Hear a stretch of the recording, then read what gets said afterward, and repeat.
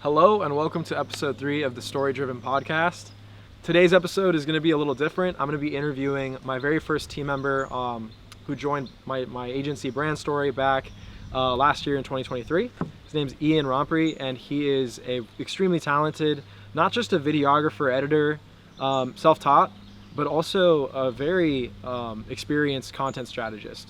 So he had an employer who he essentially took over their TikTok channel. He started growing it. He started getting multiple millions of views on their content consistently. And then unfortunately, they weren't really open-minded enough to actually take advantage of that and start monetizing it. And so that was one thing that Ian saw, that like he kind of had to pivot away. And so this really is an interview where we dive into the thought processes behind making great content, what makes content viral, which is going to be, I think, valuable for any entrepreneur, anyone who's trying to grow a following, who's trying to get content that converts. But also there's so much more to this interview. We get into creativity, the creators' dilemmas, some of the challenges that creators face, as well as some of the ways that personal trauma and personal experiences and adversities we faced in life can help us grow and help us elevate. I think that his story is honestly one of the most inspiring stories of anyone I've interviewed, for so many reasons. So just the things he's seen, the things that Ian's overcome as a person, really just, I think, demonstrates the power of storytelling, of just hearing someone's story and realizing you really don't know anyone until you hear their story, and just how much they've overcome and how much they have to bring to the table. So yeah, this interview made me just even more confident and more excited to have Ian on the team. And I'm super stoked to share that with you today. So enjoy.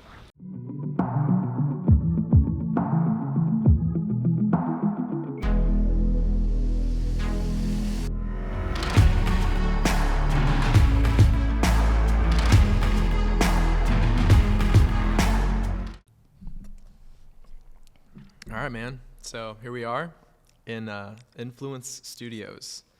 Shout out Trina. Thanks for letting us use your studio. So it's good to be here with you, Ian. You just recently joined the Brand Story team. Yes. Super stoked to have you on board, man. And when we got to talking, I realized you have quite the story. I think that everyone, whether they're a CEO of some big company or even someone who's just getting started in their entrepreneurial journey, like, everyone has a story to tell, and a lot that they can give, specifically with the TikTok results you've gotten for your previous company you worked at. A lot of this stuff is, not only do you have a story to share, but you also have a lot of experience under your belt so far that I think could be useful for brands, for entrepreneurs, for anyone looking to expand their brand on social media. Yeah. So absolutely. Yeah. So I'm stoked to get into it, man. But just to get started, if you could take us back, I'd love to just ask you open-ended, man. Like, what's your story? Like, what are those moments looking back, even through childhood, that you feel, like, kind of made you who you are, but like, kind of put you on this path and made you. Yeah. Well, I've been interested in videos for a long time, since I was a kid. The first videos that I made was about 13 years old, skateboarding videos.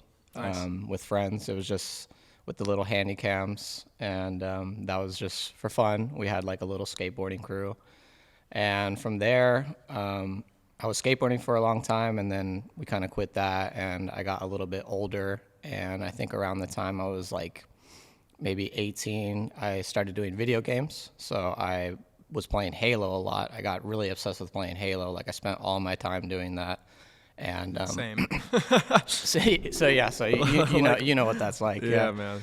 So I played Halo a lot, and then I kind of like, when you kind of get into something, you dive into other areas of it. So I would watch YouTube videos of it, and I saw that people were, I guess, recording clips of their playing in game, and then they were making like montages of it. And so I got this like capture card. It was like a shitty capture card, the first one I got. and I would just record clips that I got in game, like when I'm playing online with people. I mainly played online. I didn't do as much story. I liked playing with other people. I just felt like I could just challenge myself and you know, story, you play it once and then it's over. And then as much as it's fun, when you're playing online with people, like you said, there's community involved in it. So I liked it for that aspect. And I got good at the game. Like I said, when I do something, I just get obsessed with it. So it was like all I did all day long, like put so many hours in it. And yeah, so I would just capture clips, and I would take the clips and I would get a song I liked and I would just edit it on, you know, and post a YouTube video. And I did that for many years, and my channel actually grew pretty well. I had like, when I eventually did quit video games, I had like over 1,000 subscribers on this gaming channel. I had one video get like over 100K views on this. So that was like where my style, I would say, like my kind of style of editing like really started to form. And then, yeah, from there, I kind of took, like, I was playing video games a lot, and then I kind of quit for some time, and I ended up doing like a little bit of music videos, and just like I did like videos of nature. It was just like a hobby for me, and I ended up getting like a better camera to do this, so I did that. And yeah, I would make like music videos, and I did music videos for some time, and then I got bored of like doing that. I just felt like it was just not something for me, and I was only working with like one guy with music videos, and I wasn't making much money, but it was cool. I learned a lot, and we made like, I think like 10 or 15 music videos in 1 year, and that specific year was like the year I like really like kind of dedicated myself to just getting better at videography. I think I made like around 20 videos in total that year. Car films, different things like that. So yeah, I've been making videos for such a long time. Like, even after that, even after the music video thing, I kind of slowed down. That's one thing about me, is I've just tried so many different things, and then eventually, like, I got back into the video thing, and I was like, you know, I've been doing videos for so long. I really love doing videos. Like, I enjoy editing. I think maybe I should just try and build a career in it.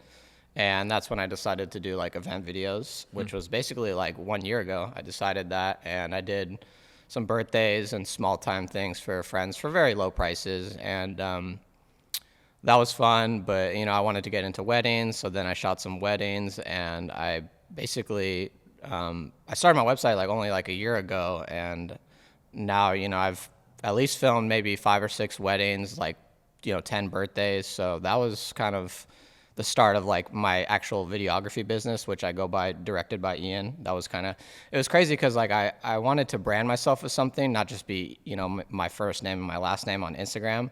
And I was like, you know, what's a good name? And I came up with Directed by Ian. I was like, oh, this is for sure taken. You know what I mean? This is for sure like not going to be available on Instagram. And then it was available, and I was like, okay, perfect. You know. Nice.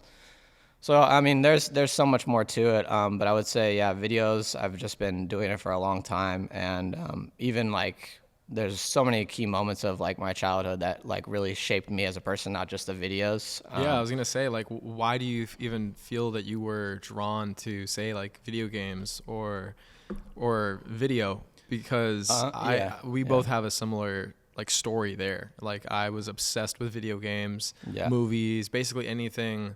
For me, it was to escape my reality that I was having to deal with. And I know after having some conversations together, you know, that it sounds like you had a similar childhood of maybe wanting to escape out of some certain situations. Yeah, it was a way for me to be creative and keep my mind occupied. But another reason I really love videos and storytelling is it's just like, it's a perfect example of like manifestation, because it's like you have this idea in your mind, you have this, you know, this idea in your mind, and you can kind of do your best to kind of create that in real life. And it's so cool for that reason, because it's like, it's just something in my mind that I thought of, like, oh, I thought, hey, this song would work, you know what I mean? Hey, let's get some clips of this, and then you put it together, and it's just like, boom, you know, that was something that existed only in my mind previously. So I love it for that reason too. Share that vision with everyone else. You share it, and you know, people see it, and then they like it, and it's that is like the icing on the cake. I love that as well. I love that aspect of making videos. Nice. Yeah, it started as a hobby. It honestly just started as a hobby for me, something that I did and I kept doing. And like I said, I started making videos. I've easily put over 10,000 hours into making videos, like at this point. I'm sure you have as well. Yeah. Yeah, man. So yeah, I mean, connecting with you has been great because you've taught me a little bit more of like I guess the filmmaker production commercial aspect of it, you know, which is kind of the area that I didn't really have too much expertise on. So I'm fortunate to have learned from you things like that, more about audio and lighting and things like that. So 100%, man. Yeah, it's been awesome working together. You know, I always appreciate, I appreciate like however I can help, you know, be a mentor or, you know, like specifically that I think that's moving forward. Something that I want to do more of is like help people who maybe they're in the like that videography stage. They just started their videography business and they're looking to learn to how to actually get 10, 20K budgets, how to work with larger clients. That's something that I'm definitely like, I'm realizing as I talk to more videographers who see my work, they're like, and it's like there's a formula and a structure to it. yeah. Now, one thing that you've got though is some experience specifically on TikTok, which was something that was definitely like intriguing to me when we started working together. Like a reason I like wanted to bring you onto the team full time is because having that growth hacking, you know, for me with my clients, I've done growth hacking on like Facebook, Instagram, where we've gotten like 800K views organic. Yeah. We've done campaigns on Twitter where we got followings up to 30K like in the span of a few weeks. It's amazing. Yeah. TikTok is the one area where it's kind of like TikTok is its own beast, and my clients really haven't had audiences on TikTok. Yeah. So we haven't really focused too much on it, but I'm curious, what's your experience like with TikTok? I know you had it's a job you were working at. Yeah, it's a crazy story. What's the story? Yeah. Well, as you mentioned, like I recently joined your company as like, you know, a partnership type of thing. And I quit my job, you know, knowing that I have you to work with and that you're going to have work coming in for me. But the job thing, was crazy. So I was basically I got hired at this electronics company, and I very quickly moved from like doing the basic things there to, I started basically cleaning the phones. So we sell used phones. That's what we do at this company. So I started just basically cleaning and grading the phones, and then I moved up to like what we call testing the phones, which are basically plugging the phones into a program, testing it. I moved up to that within like a week of working there. And then a couple weeks after that, I basically moved up to what they would be like a warehouse manager, which is someone that was kind of in charge of shipping, receiving items, shipping and receiving essentially, different things around the warehouse, inventory management, things like that. I just have I'm very meticulous, I guess to say, and like they wanted to put me in this position even though I'd been working there less than some other people that maybe, you know, would have potentially been it. But anyways, I did that. And I was doing like a lot of different things at this company, and I just kind of decided one day, I was like, you know, why don't I grow a TikTok, or like, why don't I do some social media videos? Because I had already been doing videos in the past. I had been doing videos for myself, and I had some experience on social media, but not like the experience I guess I gained building this TikTok. So basically I'm always thinking of ways to be like more valuable to people around me, to myself. And I just thought like the real inspiration or the real motivation behind it was like, you know, I can make more money at this company. If I can get this company to be making more money, I'm going to get paid more money as a result of my videos. And I could have fun with it. I can get better at social media. I can approach other businesses maybe in the future and be like, hey, look what I did for this business. I could do this for you guys too. So that was a lot of the motivation in the beginning of it. And I basically just started TikTok. They already had an Instagram. I started TikTok, and I just started posting like one video a day, essentially like one video a day. And it was very simple stuff. Like I was just showing the products. I was just finding trendy songs, trendy ideas, and I was just showing the products, showing how we ship things out. There wasn't really any true direction to it, more just what I thought was creative, what I thought would make people like want to like a video, want to share a video. And another thing that I definitely feel like blew up our page is when the iPhone 14 Pro Max came out. So the 14 Pro Max came out, you know, the hype around Apple was always crazy, and we were getting a shit ton of them. My boss was buying like thousands of them, and then we were shipping out thousands of them the next day. Wow. So I did a lot of videos of that because I was thinking like this is hyped right now. This will blow up on TikTok. And like I think that's when like my videos first started getting like over 10,000 views and starting getting more views. We had one video where like we literally had like $2 million worth of iPhones like on the cart. And I was like, I see. So I put in the video, like I just filmed the cart and I was like, ever seen $2 million worth of iPhones? And most people have not seen that. So it's like, it's kind of that shock factor that people see that. They're like, dude, look at this. This is crazy. We had people commenting like, that's not $2 million worth. And it was this funny thing. So also it was that in the comments people started creating like debates and started arguing. That also boosting engagement. So there's all of that. That's interesting. So you were just through an image. Once you're getting hate, bro, you're doing something right. But even just the fact that it was just an image and a statement, that creates polarization, and you didn't even intend on that being a polarizing visual. But that's interesting that was like one post that stands out, and it is. I think that's very true. You know, and that what I'm hearing out of this is one, that you don't need to be some expert who's watched thousands of hours of YouTube videos and like, or gone through courses to understand your niche and your audience and all that. It's like, just make what you think is going to be interesting for your audience. Stuff that interests you is probably also going to interest your audience if you share the same interests. And just one a day. I'm hearing consistency and following trends, capitalizing on trends and hype, like that the current news that's out, and seeing how, you know, you can capitalize on it. That's a lot of insight in just that story right there. Well, what I tell people, I've told you this before, but I feel like the key to at least doing well on social media is just one, making, you know, captivating content, and two, just don't really like sell. Like, no one wants to go and be sold to, like, hey, come buy our shit.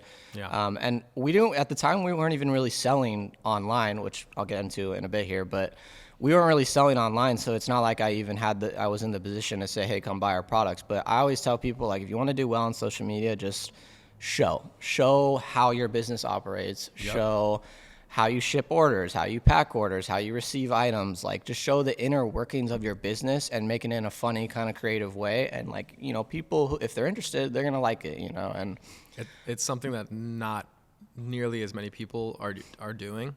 They think that, you know, like, well, why doesn't anyone know about my business? Why, like, how am I gonna? It's like, you gotta show, don't tell. You know, a lot of people will try to tell. They'll go to networking events, then they'll spend all their time hustling and like going and trying to like explain what they could just be showing through video and proving way quicker. Like, at the end of the day, if you want to buy something, if you're interested in something, like, you don't need to be told, hey, buy this. Hey, you know, mess with us, buy our stuff. It's like, you're just gonna naturally want it, and that was kind of what was happening. And so we kind of started. We had a couple videos go viral, and I think within like 3 or 4 months of posting, I had already got the account to over 10,000 followers. And like I said, that was the result of a couple of videos going viral.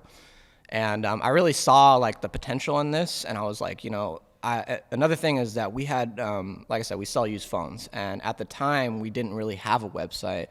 We kind of were just like, we would sell like business to business essentially only. I wanted to be selling to consumers. Let me get into that, but we were business to business, and we had hundreds and hundreds. Once we started going viral, we had hundreds of people commenting basically on our videos. Hey, I want to order from you guys. Hey, do you ship here? Hey, this, hey, that. Like, basically people wanting to buy from us. And we had a website. This is the stupidest thing about the whole thing, is we had a website, and we had products stocked on the website as if people could go and buy. Like, it had that appearance of like people could go and buy products, but when you would go to place an order, it would basically not let you check out. And like I said, the stupidest thing. And we had people commenting on our videos, hey, I just tried to place an order, it didn't go through. Like, we literally had people saying, hey, I'm trying to spend money with you guys. Leaving money on the table. Leaving money on the table. And I later asked my coworker, I was like, hey, give me the Shopify login. I want to see like how many people we had add to our cart. 'Cause, you know, you could check those analytics on Shopify. So I was like, let me see like how many people were on our website. Let me see how many people added to cart. And this was like after I stopped posting a little bit, but we had like over 20,000 people on our site. We had over 1,500 people that actually were on the add to cart page. Like, because we had that page live, you could. And how much do the phones typically on average go for? this is the even crazier thing. So when you sell business to business, you offer some sort of a cheaper Wholesale, pricing, right. a wholesale pricing. If you're selling retail to people that don't really know and they have no idea, you can have way bigger Right. margins. You could upscale. So it's like the same order that they would sell 10 phones in and make like, a few $100. It's like we could sell a couple phones and make also a few $100. Right. So for me, it was a no-brainer. Basically, once we knew viral, once we went viral, I knew the next thing to do was basically to just like start a website. Monetize. Like we had to monetize it. Like once again, I always wanted to just try and make more money, and it's like me just making these videos and not really bringing any revenue is not going to make any statements in terms of that. And so I asked my boss. I said, hey, let's start a website, and it was kind of like, oh, but fraud. And then I asked him again. It was like, oh, but inventory, like we don't have color. It was just every single time I would ask him, it was just like another excuse, and then it was like, oh, but we're gonna do it. Oh, we're gonna like, you know what I mean? And I was like, It just wouldn't get out of his own way. yeah. And I was like, look,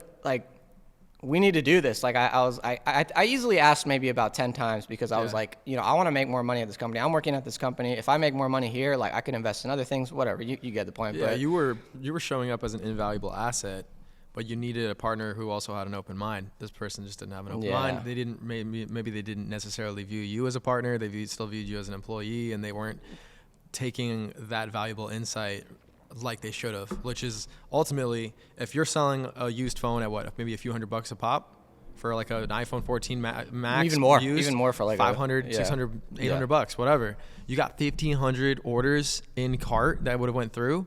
We're talking easy, like 50K, yeah. No, that's way more than that. That's a lot. That's a lot of money. That's like hundreds of thousands of dollars, because if you're talking about $500 per phone, even if we're just talking, okay, let me just do the math real quick. I'm really curious about this. How much money they really left on the table that you generated for them? This is what's blowing my fucking mind. Yeah. You got to take, let's say every phone sold for what, $500? Average, $500 some less, bucks? some higher, yeah. Okay, let's say you take 1,500 and you multiply that by 100. What is that? 1,500 multiplied by 100 is no. Is it 1,500 multiplied by 100 is, I'm pretty sure that's 1.5 million, bro. Yeah. That's Is 1.5 million. Yeah. Dude. That's 100. Now we're talking about 5 times that. Yeah, man. Five times that. 5 times That's scary 1.5 numbers. million. That's scary numbers We're to talking think about, you were creating multiple millions of potential revenue for this company that they I were really just, believed that. I really believed that if we were doing what I said we should have been doing, we would have easily been pulling in 100K profit months easily. I'm sorry. I I don't think it's 1.5. I'm stupid. I'm stupid. Right? It's 150K. Yeah. Okay. Because it wasn't 15K. It was 1.5K. Yeah. Right. So okay. Scratch that. 150K. Still. That's just $100. So now we're talking 500. You multiply that by like 5. The cheapest phones for that. I'm price, trying to do like dumb math. I'm not very good at math in my head, but we're talking $1,500 1,500 orders times $500 per phone. That puts us somewhere around 700 and I want to say 750K. Don't quote me on that, but I'm pretty sure it's around that. It's 50K times 5. We got our math wizard over here. Like, no. It's 750K, bro. Yeah. 750K. I mean, I could have, if I was making the company over 100K a month, I could have been easily taking home 10K of that. You know what I mean? Easily. Dude, if I'm the one who's making the money. That's generous, bro. No, that's generous. Like, and this is where strategic partnership comes in, man. Like, this is where, I mean, at least 20%, bro. At least. Yeah. We're talking, this is money that you literally you pulled it out of thin air. You created the TikTok account. You posted every day. Like this is the stuff that with brand story that like people need to know about. It's not just video. We're talking about real conversions, real results, real customers when you know how to create a story and get people interested in your shit online. Yeah, I mean, there's so much to it. I mean, like even my coworkers knew it was a good idea. It was like everyone but the boss wasn't really on the right page. And I tried to convince multiple times, and instead of even in the very end, like before I was even really wanting to just leave the company, I basically handed it to my boss on like a silver platter. I was like, bro, I'll take care of everything. I was like, I will stock the website. I will fix inventory. Our phones weren't skewed by color. Like, so we had iPhone, but there's different colors. They weren't skewed by like purple, green, and he wanted to do that before the website. I was like, I'll do that. I'll fix everything. I'll get everything going to where you don't even really have to do anything. You don't even have to lift a finger. You just have to be in charge of any financial things that I might need in terms of the website. And it was just kind of like, oh yeah, we'll do it. Yeah, I'm down. Like, I'm down. And then, basically, I saw that I wasn't going to be making this. Here's what you don't even know about this, I don't think, but I saw that I wasn't going to be. This wasn't going to work out. Like, we weren't going to start this website. And one day when I was leaving work, like, my coworkers were like, oh yeah, you should do like OfferUp and Facebook Marketplace. You should just sell used phones on there, and you'll get a commission from that. And I'm just thinking like, oh, money, commission? Like, okay, cool. Commission wasn't that high, but I was like not making any money from the TikTok shit. I felt like it was just a big waste of time. Obviously I'm getting paid an hourly to be there, but I was like, why are we putting this effort? And I just decided to stop doing the TikTok videos until we started a website. I was like, there's no point. Anyways, back to the OfferUp and Facebook. That moment, that was like in late, I think, 2022. And then in 2023, I started doing Facebook and OfferUp was selling used phones. So essentially, I would just list phones on Facebook, list phones on OfferUp, and then I would direct people to come into the store and I would sell them the phone. That year, when I started doing that, at the end of the year, I did around like $300,000 in just OfferUp and Facebook phone sales. Okay. So just around 300. So that I dropped the TikTok stuff. I was like, all right, I'm gonna sell locally. I can make a commission on this. Let's do this. And then that year alone, $300,000 in phone sales, like just used phones, and this was while doing other things. I wasn't just sitting there at my desk just selling. I was doing shipping. I was doing receiving. I was doing multiple different things. So it's like, not even if I had directed all my time on it, that number could have been $500K. It could have been even more. Okay. So. Like, I don't even think you knew that. So I didn't know that. Yeah. So then I did that, and then that was 2023, and then basically towards the end of 2023 is when I ended up just I saw an opportunity to leave the company. I just decided, I was like, I'm just going to do video work. I had some gigs coming in. The main reason I left, I've told you about this, is I actually I had a gig that I was going to make good money from, and so I was going to make like close to what I would make in a month at this company. I was going to make it in 6 days. And I asked my boss, like, hey, I would take days off often, but this was like 6 days, and I had already been taking days off pretty frequently. But I was like, anytime I had a video gig where my own shit was going to play a part into it, I would always take the day off to do that.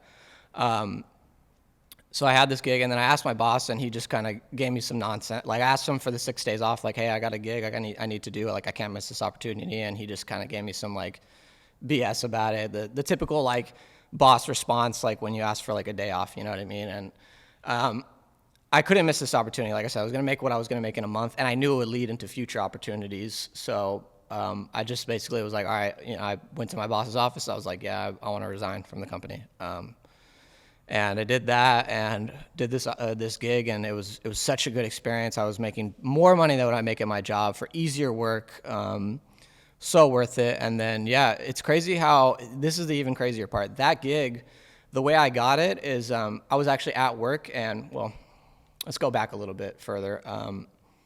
So there's an app called Nextdoor, and I posted on this app when I was first starting to do event videos, and I posted on this app, and I said, hey, I'm a videographer here in LA, and I'm looking to do some video work, and I'm willing to work for free, like literally for free.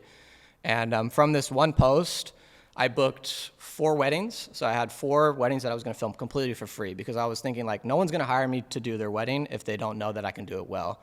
So I'm always like, I'm keen on like working for cheaply or free in the beginning, and so you can kind of get your experience up. So I did this. I had 4 weddings booked, and I had to cancel on 3 of them because I had to get hernia surgery.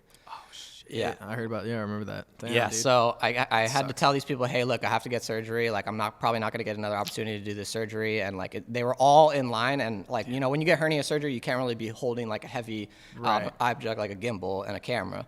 So the fact that I was doing these weddings for free made it not too much of a big deal, me having to cancel on them. So I did film one of those weddings. That worked out pretty well. Obviously, I didn't even really attended a wedding before. So the first time I'm like even attending a wedding, I'm filming it. And like I said, you got to do it for free, because it's like, what if I screw up on this, Yeah, it's so important for like people starting out. They always are like, well, I want to direct, but how the hell do I do it? And they end up in some PA gig in the industry for like 5 years. And then I remember I had just come back from shooting music videos, because we both have that in common. I was shooting like 10 music videos in a year for this company. I was in Atlanta, and I came back, and my aunt took me on to set. And this one guy had been in there for like 10 years. He was an AD, so like an assistant director, which is essentially just a glorified PA. I mean, they're still just running around grabbing shit for the directors. Yeah. And I remember we were sitting at lunch, and he told me, I envy you. He's like, you're like, what, 23, and you're like already going out and shooting productions in Atlanta, and I'm stuck here as an assistant, and I haven't like directed anything since my thesis for USC. He went to like USC film school. Damn. And he's been basically just sitting in the co-pilot's chair, if that, really just assisting. Yeah. And I just remember looking at him, and I was like, well, when's the last time you directed something, dude? Like, when was the last time you made something? And he was like, well, like that, it was that film like 10 years ago. And I was looking at him, I was like, dude, like, what are you waiting for? Like, nobody's going to hand you the director's chair. You got to take that fucking chair. Like, you have to go out and make shit if you want to succeed in any industry, in any field, specifically in the creative space. Like, no one's going to just trust you with your vision if you haven't proven yourself in some way. So I like that you have that approach. Where do you think you, just in general, I see you as like a hustler. I see you very much as me, like when I was starting out as an entrepreneur, kind of doing my own thing, finding my first clients, helping businesses. And I was just always looking at like, even if it doesn't pay well, am I getting experience? Am I getting an opportunity to make a difference for, and get some more tools under my belt? Yeah. But like, I'm curious, where do you feel like this like hustler mindset originated from for you? Because not a lot of people have this mindset. Well, I would say that I just knew I never wanted to like work for like a 9 to 5. Like I've had only like 3 jobs in my life, and I was never fully happy there. Even when I got hired at the electronics place, like my boss was like, what would you like rate this job? And I was like, maybe like a 6. Like, no job will be more than like a 6 for me, because it's like, I'd rather be doing something for myself than working a job. So just feeling like I need to hustle, or I'm never gonna make it happen for myself. Like I said, I get obsessed with things, and like once I see the opportunity, once I find something I like to just do it a lot, and I like to grind towards it all the time. I just like to work. Like I like to get shit done. I obviously spend free time, like, I'm human. I fuck around every now and then, but like most often I'm just like, I'm thinking about the next move. I'm thinking about what I can do to make more money. I'm thinking about how I could become more valuable to myself, to other people. So I'm always thinking about that. And that's another reason I feel like you wanted to work with me, is because no one wants to work with someone that they don't see is kind of pushing for themselves as well. I feel like you see that I'm doing something for myself, and then that's kind of like a green flag for you. Like, okay, I can trust this guy. If he's willing to do it for himself, I know he'll put it forward for me as well, for my company. Yeah, man. And it all comes down to like the people behind any business, behind just everything in life. Like, business it's all about people, and like I feel like with corporations, like 9 to 5 shit, I feel like it's actually the opposite. When you said no one wants to work with someone who doesn't want more, I feel like corporations want someone who is like willing to give them everything, except for when it comes to like actually leveling up, like how you wanted to level up that company. Yeah. Like there's certain places where like 9 to 5s, corporations, like just the corporate structure kills originality, kills creativity at a certain point. Yeah. And that's something that I don't ever want to fall into. Yeah. And that's where it's like, I'm looking to surround myself with like-minded individuals, you know, and like, that's so key to like success. And I think in entrepreneurship specifically is like having that team that really is like, more than just like employees. That's like, I don't even consider you an employee, you know, I consider you as a strategic partner, because you have a lot of value and bring to the table that's going to help our clients succeed. Yeah. So that's where, and I think that's really what ultimately successful business what drives successful business forward is win-win scenarios, like mutual benefit. And so it's like, how can I help you on your journey? You want to direct, right? Directed by Ian. So I want to put you in a position where you get to direct, you know, and whereas, you know, more, I don't know, like for lack of a better word, insecure leadership I've seen at companies would be hesitant to make that happen, and you know, fear of getting their toes stepped on or whatever. Yeah. That's not how it is. You know, I think true leaders, true CEOs and founders, they want their team to succeed because I know if you succeed and I set you up for success, that just sets up Brand Story, you know, and all of our clients moving forward. It's gonna exponentially grow everything. So I'm stoked for the future, man. But I feel like there's still so much that we didn't really go over.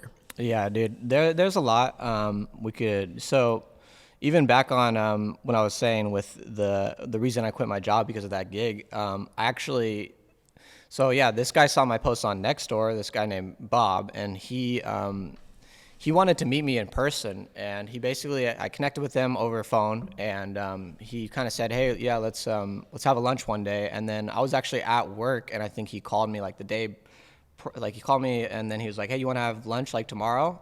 And I knew I had work. Anytime I had work, but like something came in, I would always tell him I'm free. I'm like, yeah, I'm free, regardless of even if I had work, because I was like, you know, I'm not gonna miss this opportunity because I know what it could. This is the guy that gave you the 6 days of work. This is the guy that I ended up. So I left my company because I had that gig, 6 days of work, and so he asked me, he's like, you want to grab a lunch real quick? He probably wanted to meet me, you know, feel my vibe, and I just basically went to my boss. I was like, oh, I gotta leave. Like I have a meeting with someone, you know what I mean? And then he was like, oh, this, that, and then I was like, no, like I have a meeting with someone, and then that was this Bob guy.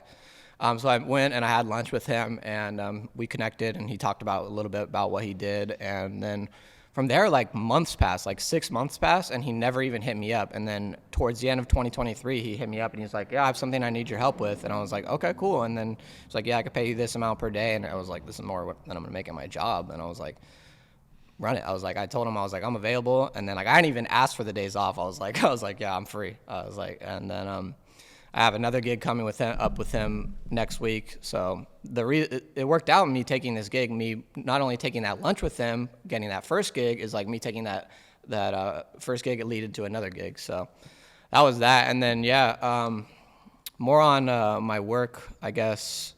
What's some things that I kind of left out? Well, I think beyond work, I'm curious more of like who you are, you know, like what made Ian before even video or anything like that. You know, I know like part of the work with Brand Story and part of the work of I believe like a good director is like also knowing themselves, being very self-aware of like what makes me tick, right? For me, it was like a lot of work that I had to do, going back over my story, going back over my childhood, going back over like what made me what makes story so important to me? What makes filmmaking so important to me? Yeah. And I'd look back into like my childhood, like things that happened, like for example, stuff with my family, my brother. Yeah. Like that's when I look back and like I'm like really that, you know, I mean, you've seen my Brand Story, you know, film on my website. Yeah. Like I'm getting into my story, and you know, when I first asked, what's your story? I feel like we skipped over some stuff. Yeah, for sure. So I guess I'll go back to like more of like my childhood story, not related to the video stuff. I've had quite an interesting childhood for sure. Well, when I was young, I don't remember a lot of it because it was a long time ago, of course, but when I was about 4 or 5, my mom and dad divorced, which is very typical. I don't remember much. The main thing I remember would just be like being in like a room and just hearing like arguments. And my mom and dad are very different people, very, very different people. So my mom ended up getting full custody of us. So I spent the majority of time with her, and then I spent weekends with my dad. I lived in a city called Acton, which is towards Palmdale, where I lived with my mom in a house. And then I went to school in Santa Clarita, and then, like I said, on the weekends I would go and be with my dad. So my mom is such a crazy person. So she was dating this guy named Mo.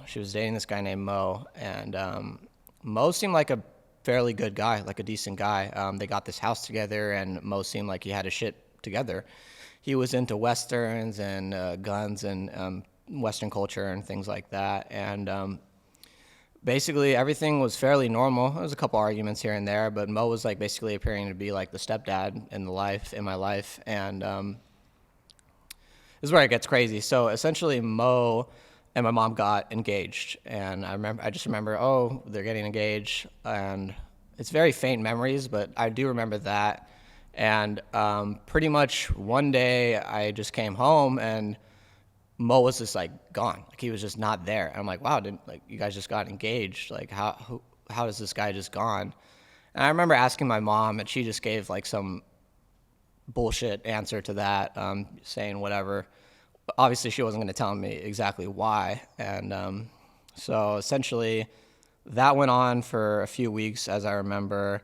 And then we came home from school one day. It was nighttime, and we went up to our house, and essentially we drove up to the driveway, and Mo was there with a shotgun. Yeah, so Mo was there with a shotgun. He had something on his mind that night, obviously. And basically, Mo and my mom argued, and Mo tried explaining to me and my brother like what my mom did to him, but it was mainly just arguments, this, that. And I remember a couple things from that night. I remember him saying, "Oh no, don't worry, it just blanks in this gun," and he shot like one into the floor. And like I didn't know shit about guns, so I was like, okay, maybe he's telling the truth. Anyways, some more arguments happened, and they kind of like, I remember my mom or Mo saying, well, at least let me see the house that I got kicked out of, like the house that he bought with my mom. Basically, they went into the house. We had like this side door. We went into the side door. There was like this laundry room, and basically we opened the door, and he jumped on my mom and shot my mom like 5 times in the stomach, like right next to me. Like I was like where I'm standing and where you're standing. And that happened, and yeah, basically my entire life like changed in one day from that happening. And Jesus, man. Yeah, so that happened. We called 911. I called my dad.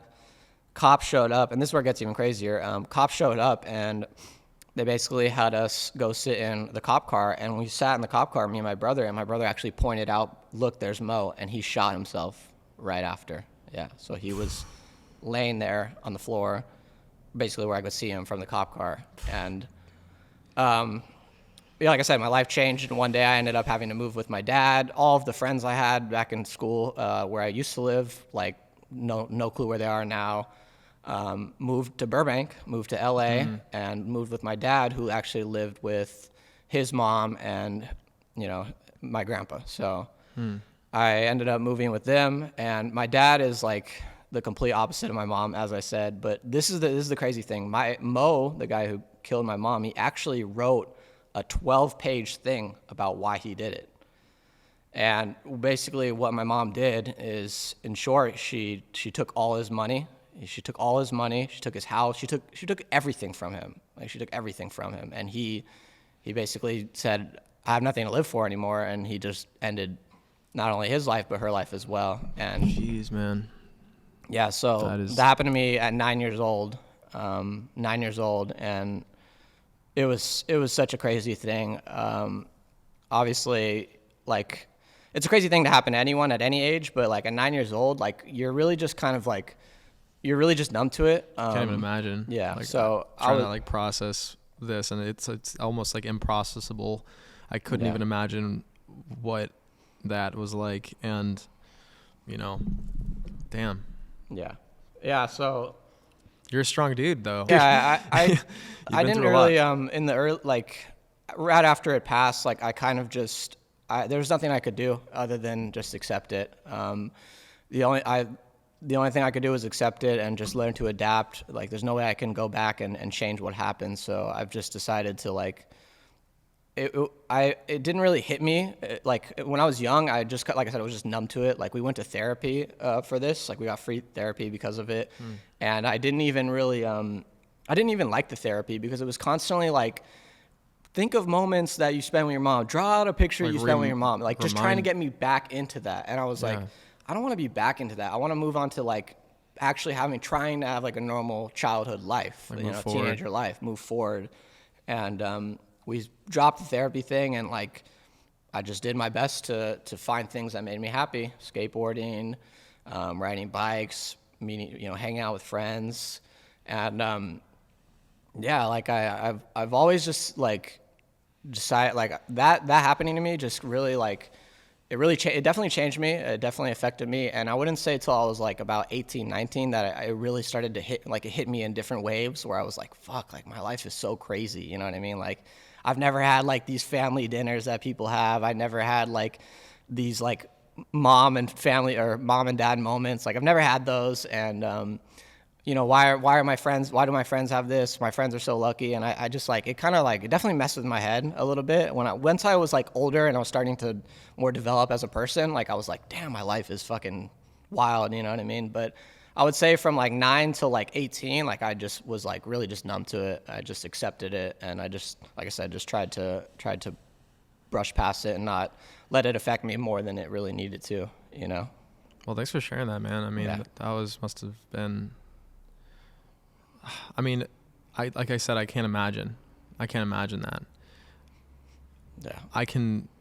I definitely can relate to the feelings you mentioned of looking at other people's lives and saying, why not? Why do these people get to have this life? And because for me, it was a different situation, but when my brother got diagnosed at 2 years old, I was too young to even, it was very similar to, being too young to really understand how this is shaping your life. And then not really hitting me until I was like 12, 13, 14, like starting to really realize the implications of like, really, it was like a death in the family of like losing that ability to have, like, go out and have a normal dinner, go out, have normal family outings, and just have my brother in my life in a way that, he's still there, but with nonverbal autism, it was kind of like almost like a death in the family.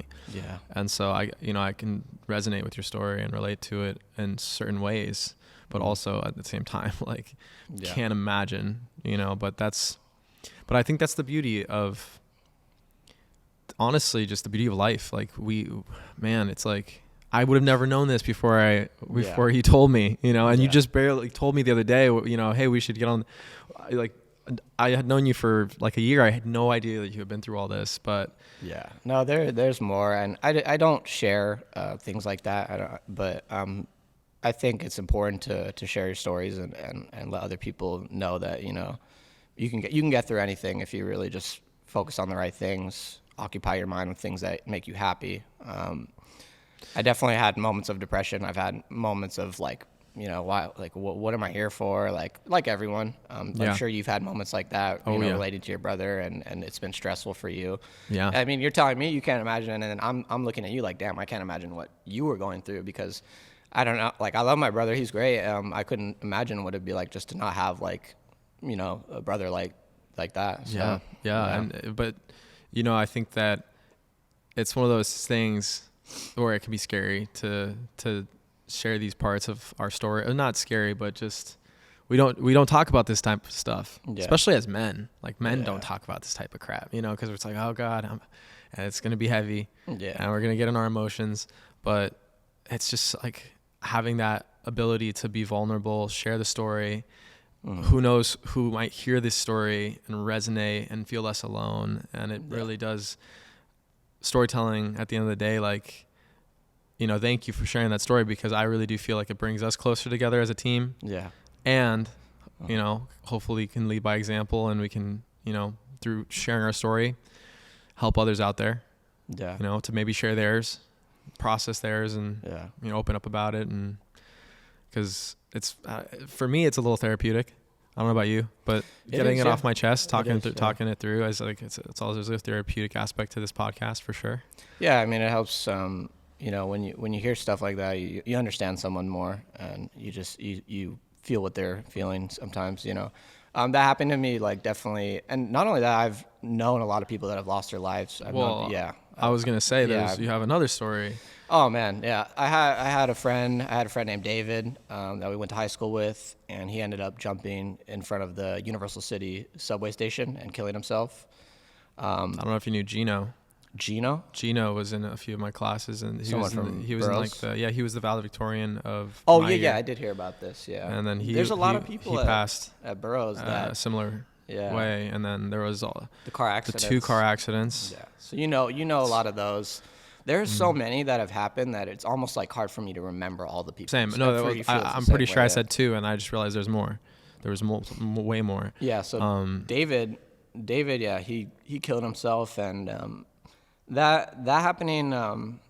Like I'd already been through other things, but that happening made me realize that, like, just perspective. Like, you don't know what someone's going through. Like, someone could be having the worst day of their life, and it doesn't show on their face. You know what I mean? You can't look at someone and think, like, just assume. You just assume. Like, so I've always decided, like, for me personally, I always treat people with respect and kindness, because it's like, you don't know if someone's, like, thinking about ending their life. You don't know if someone's going through shit. You don't know if their girlfriend hates them or their job sucks. They hate their life.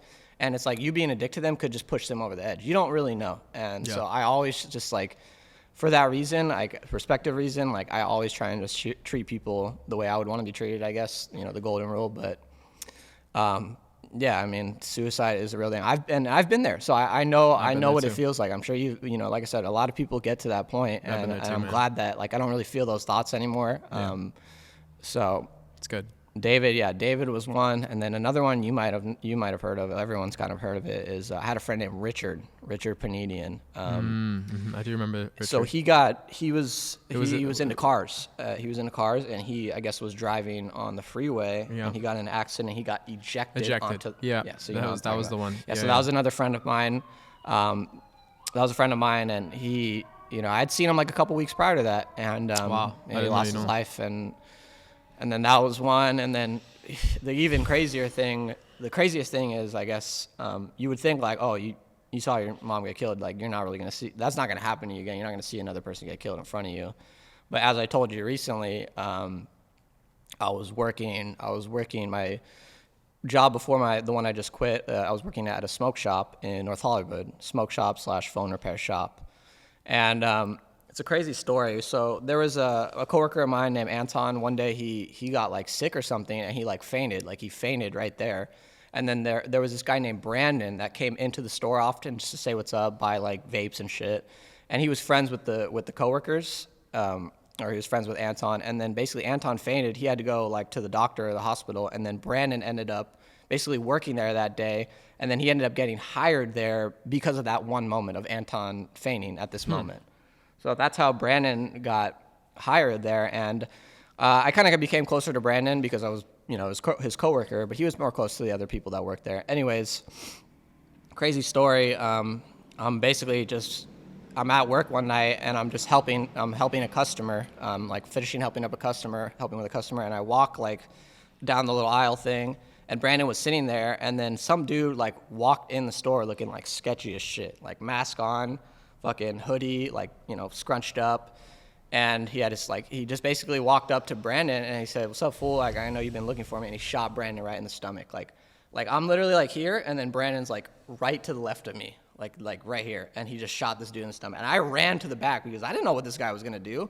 I didn't know if he was gonna shoot me too. So I was like, Obviously I just ran, and then the guy, he only came in there for Brandon. He had some sort of vengeance against Brandon. You could just tell by what he said. And Brandon, he shot Brandon in the stomach.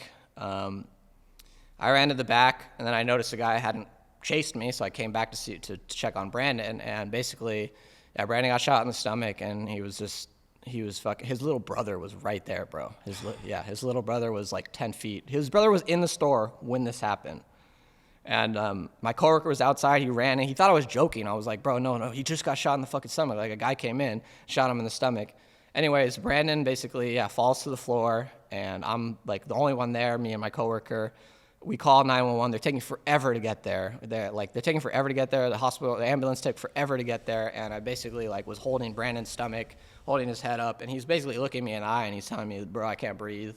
He's like, I'm going numb. He's just looking at me and he was talking to me, but like I could just tell he was basically losing his life in front of me. And I was like, fuck, bro, like that shit was fucked. And like, yeah, the ambulance eventually came and Brandon got taken, and then I left that night, and I was just like, oh man, I was just fucked up for like a month and a half after that. You know what I mean? Sure. I don't want to go out. I didn't want to be seen by anyone. I was just like, fuck, man, like that shit just happened right there. Like anything could happen. And that was like such a scary moment. It was just such a shocker. Like, oh, you know, this shit happened when I was 9, and then now here we are, like, you know, whatever, you know, 15 years, 20 years later, and then someone else gets basically killed right in front of me. And I was just like, fuck, man, like. So yeah, and then my boss at the time, or my other boss, I was working 2 jobs technically at this time. He told me, he's like, oh, yeah, Brandon didn't make it, and I was like, yeah.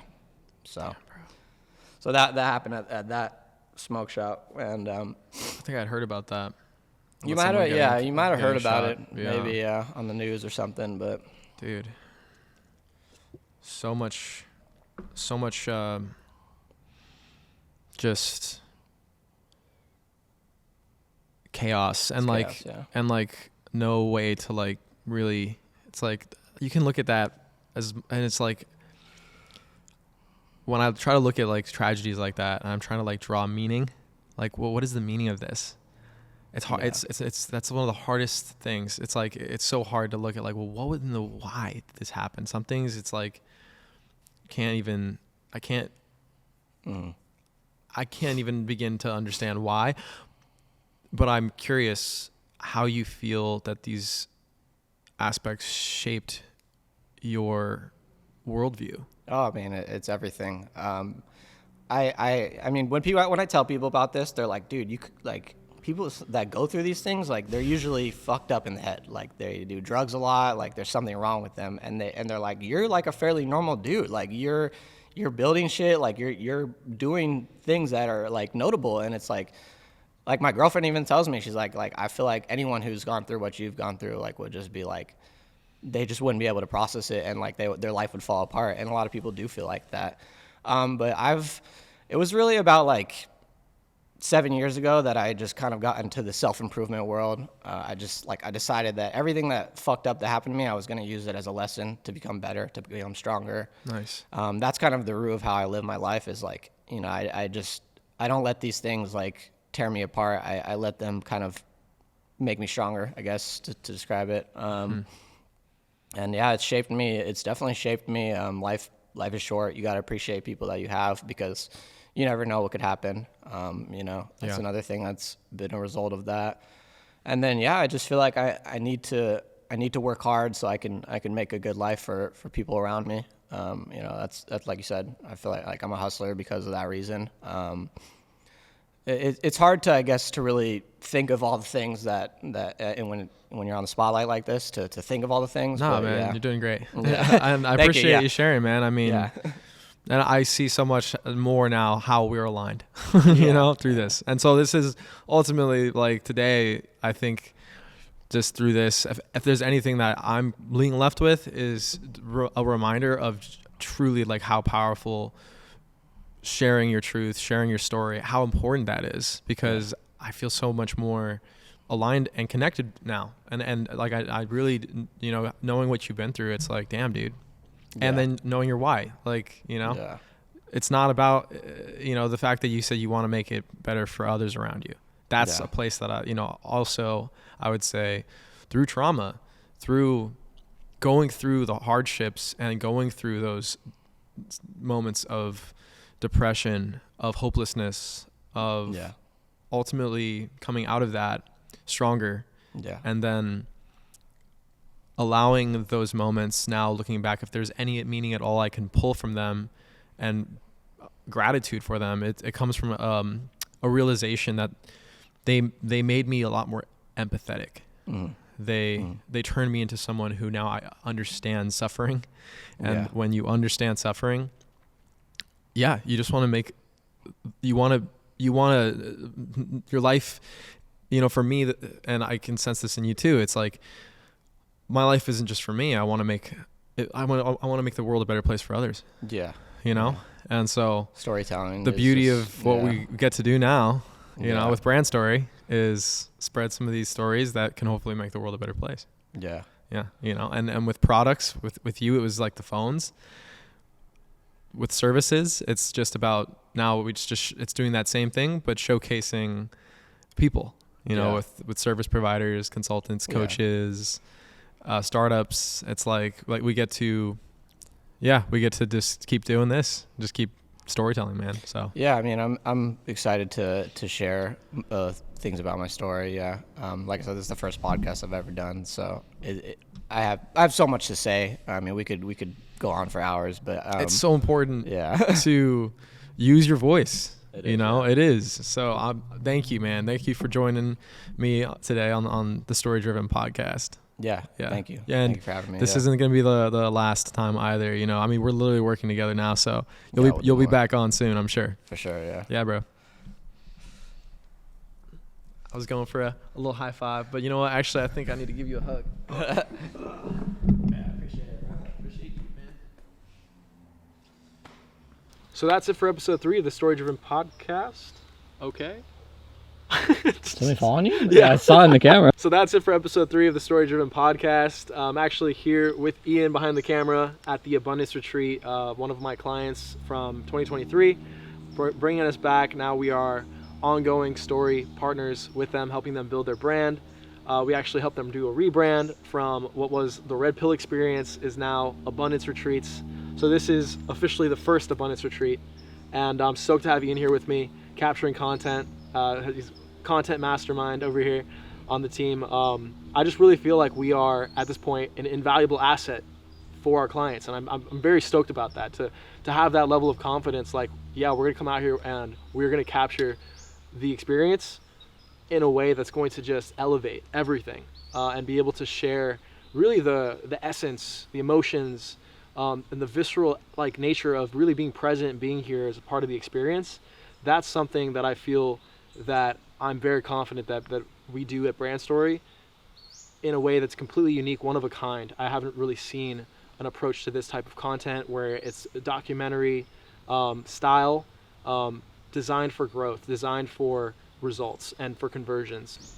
So I hope you enjoyed that interview, and if you haven't yet, please be sure to like, subscribe. It really does help us grow the channel, grow this platform, so we can continue helping share people's stories, and hopefully helping others out there like you who, by listening to these stories, we hope to inspire, empower, just give our experiences in a way that we can hopefully show people that entrepreneurship really is doable.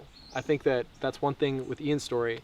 Anyone who's in a 9-to-5 looking for more, and feels like they can be a greater asset out there, there's really nothing like going out there and really betting on yourself and doing entrepreneurship and going for it full time. And so that's where I'm stoked to be working with Ian now and doing this entrepreneurship thing together. So anyways, hope you have a good one.